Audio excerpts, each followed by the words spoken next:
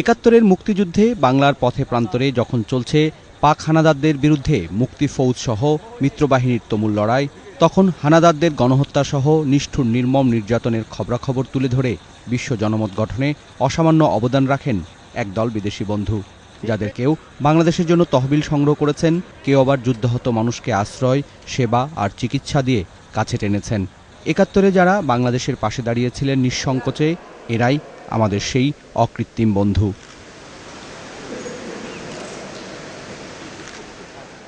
যে কোনো স্বাধীন দেশের জন্মের ঐতিহাসিক দায়িত্ব পালন যে কারোর জন্যই গর্বের, আনন্দের, আর বিদেশিদের জন্য তা তো একেবারেই অন্যরকম সম্মানের। এমন অনুভূতির কথাই জানিয়েছেন মুক্তিযুদ্ধের অবদানের জন্য রাষ্ট্রীয় সম্মাননা পাওয়া বিদেশি বন্ধুরা। I was here in Dhaka in March, and then on 26th, as far as I'm concerned, that was the day when Bangladesh was born. এটা আমার কর্তব্য ছিল মানব জাতি হিসাবে। মানবতার ধর্মে জাতি দেখে না, দেশ দেখে না। আর আমার ব্যক্তিগত হিসাবে আমার মনে হয় আমি তো আমার স্বামীর জন্য মহারাজা ত্রিপুরার কারণে এসেছি এখানে। সন্ধ্যায় মুক্তিযুদ্ধ জাদুঘর, শিখা চিরন্তন সহ মুক্তিযুদ্ধের ছবিতে সেই সব দিনগুলো খোঁজার চেষ্টায় মগ্ন ছিলেন সব বয়সের এই বন্ধুরাই। সম্মান পাওয়া অনেকেই আর বেঁচে নেই, তাই তাদের পক্ষে কারো ছেলে, কারো মেয়ে, কারো বা নাতি বা নাতনি এসেছেন। I'm here representing my grandfather, John Kenneth Galbraith. I consider it a great honor to be here.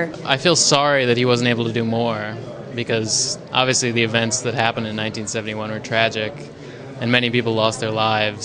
It's a very tragic thing, and I feel disheartened that the people of Pakistan and the army would do such cruel things to the people of Bangladesh. এর আগে ৩২ নং বঙ্গবন্ধু স্মৃতি জাদুঘরে শ্রদ্ধাঞ্জলি জানানোর পর নিজেদের অনুভূতির কথা তুলে ধরেন প্রখ্যাত সাংবাদিক Simon ring, lieutenant general Jacob, জাপানি অধ্যাপক ইউসি নারা। তারা বলেন, গত ৪০ বছরে বাংলাদেশ অনেকটা পথ এগিয়েছে, যা সত্যিই প্রশংসনীয়।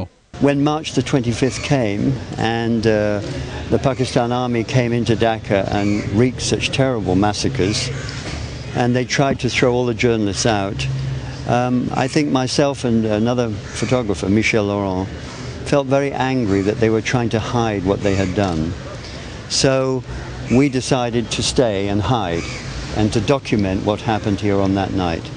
বাংলাদেশে যারা সহানুভূতি দেখিয়েছেন, তারা কি কাজ করেছেন, এটা বিশালভাবে গবেষণা করা উচিত। দুপুরে বাংলাদেশের অকৃত্রিম বন্ধুরা শীতলক্ষ্যায় নৌবিহারে অংশ নেন। Sushanta Sinha, ATN news, Dhaka.